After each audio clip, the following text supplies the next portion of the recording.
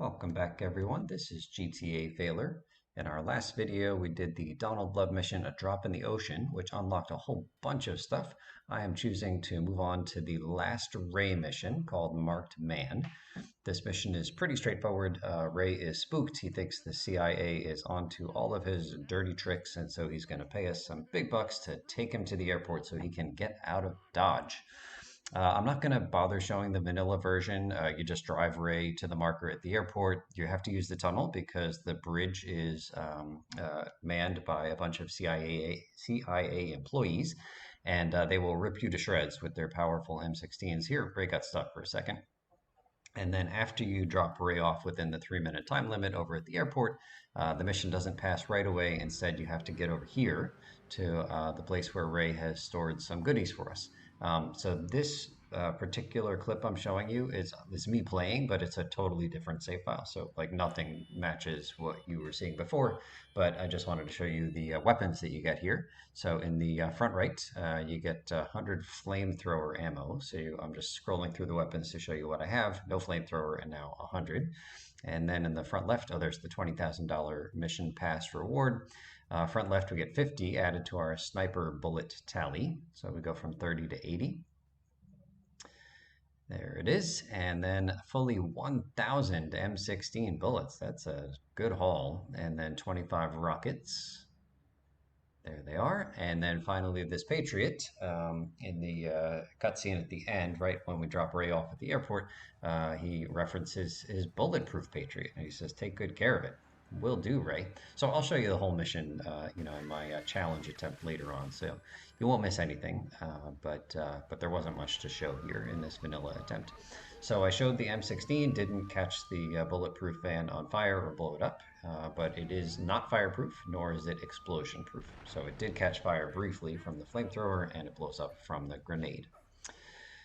Okay, so before we show you the challenge, I'm going to show you some different fail states. So here I'm trying to use Ray as my shield. Ray turns out to not be bulletproof. So Ray is dead and then he vanishes. Standard stuff.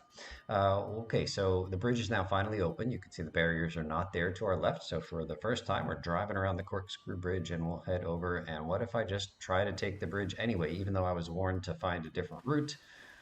Can I just gun it? No. Can I have a Thelma and Louise moment and get off the edge of the bridge? No. No, no, no. Okay, so here is the challenge that I set forth for myself, is I want to pass this mission by taking the bridge, which clearly you are not supposed to do. The CIA guys are OP with their M16s. So fortunately for us, we've done a lot of work to get 3 bulletproof vehicles into our garage, and any of them makes this challenge quite trivial, actually. So I'll show off the Bobcat, but I'll reset this save state, so I'm not actually going to lose any of the 3 bulletproof vehicles here.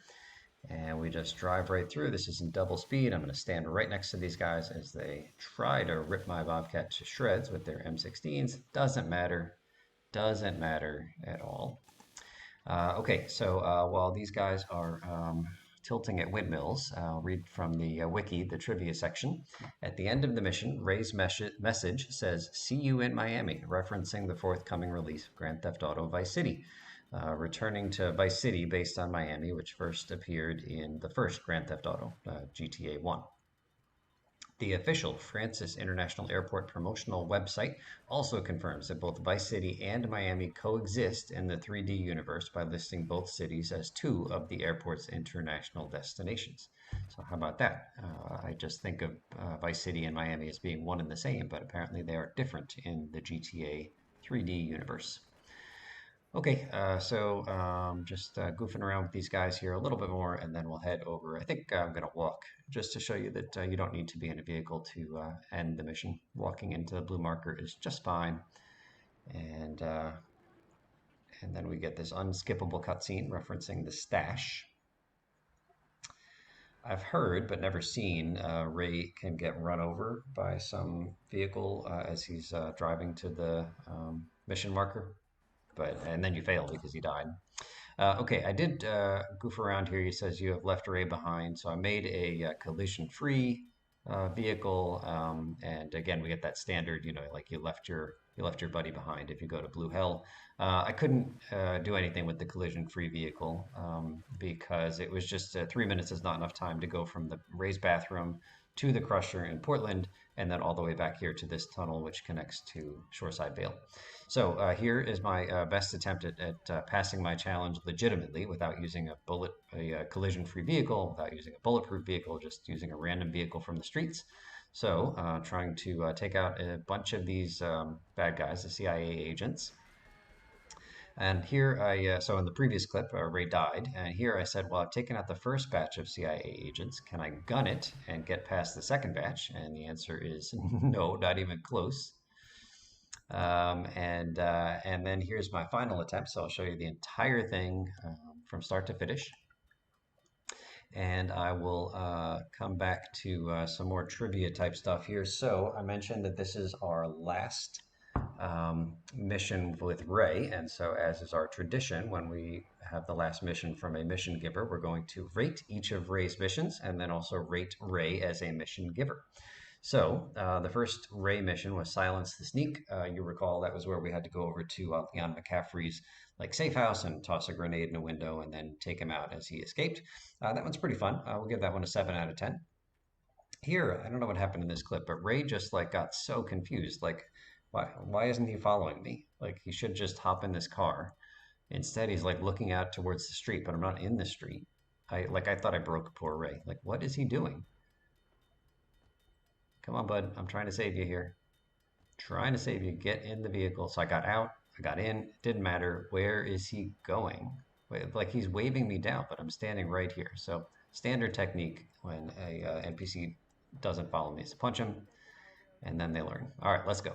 He's already cost me 40 seconds of my 3-minute timer. Okay, the second Ray mission was Arms Shortage, where we went all the way up to Sea Phil in the far north of this island, and we defended him against the attacks of the Colombian cartel. And that one is awesome because you are given rockets and you can use rockets very effectively to take out the 3 cartel cruisers and even the couple of straggling Colombian cartel members. I'm giving that one a 10 out of 10. Plus we got to steal a tank, which we weren't supposed to have yet. And we get to buy some overpowered weapons over there, including the M16 and rockets. And that's nice to have. All right, next Ray mission was Evidence Dash, where we had to go chase a bobcat all around and knock 6 pieces of evidence out of the back of the bobcat and then dispose of that evidence, destroy that evidence.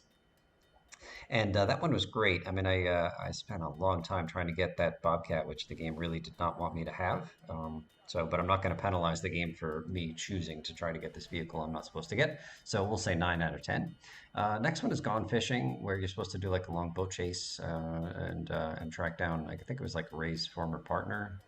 I'm not even sure. Ray hates so many people. So that one is just not that great. I'm not a fan of boat chases in this game. I'll give that one 5 out of 10. That's the lowest Ray mission for me.